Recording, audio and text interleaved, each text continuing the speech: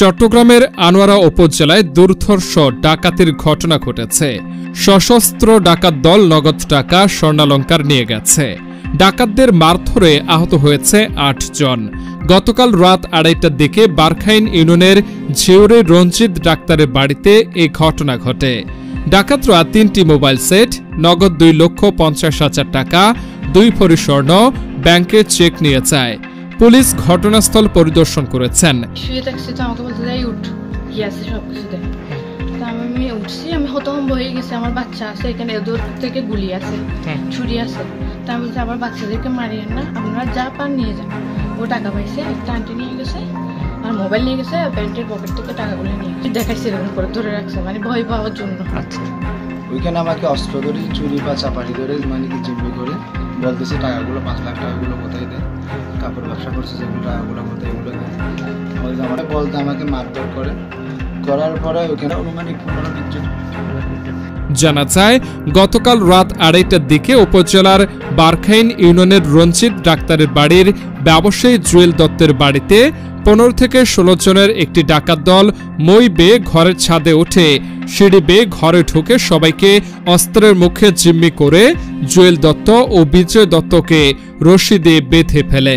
এ সময় তাদেরকে বেধড়ক মারধর করে টাকা পয়সা, স্বর্ণালংকার কোথায় জানতে চায়। পরে আলমারি খুলে নগদ টাকা, স্বর্ণালংকার নিয়ে নেয়। এ সময় জুয়েল দত্তের ৯ম শ্রেণীর ছাত্রী দেবশ্রী বাইরের লোকজনকে ঘরে ঢোকার জন্য দরজা খুলে দিতে গেলে তাকে লোহার রড দিয়ে মাথায় আঘাত করলে মাথা ফেটে যায়। এ সময় তাদের সোর চিৎকারে আশেপাশের লোকজন এগিয়ে আসলে ডাকাত দল চলে যাওয়ার সময় পেছন থেকে ধরতে চাইলে জুয়েল দত্তের চাচা নিতাই দত্তকে ছুরিকাঘাত ও চাচাতো ভাই টিটু দত্তকে গুলি করে পালিয়ে যায়।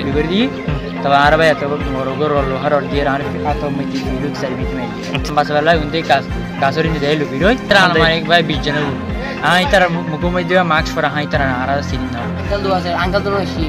Nanti mas sore argo hada korban bondong gitu. Ibu lagi, kan ara angkal ada ibu tara dulu kan gitu. Kan arugla sudah angkal ibu dulu sih. Ayana laga ibu bondong mandi ibu furigi.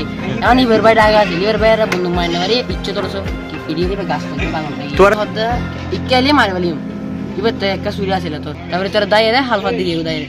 Anwara থানার officer in charge OC Mohammad Monir Hossain বলেন, খবর পেয়ে আমরা ঘটনাস্থল পরিদর্শন করেছি।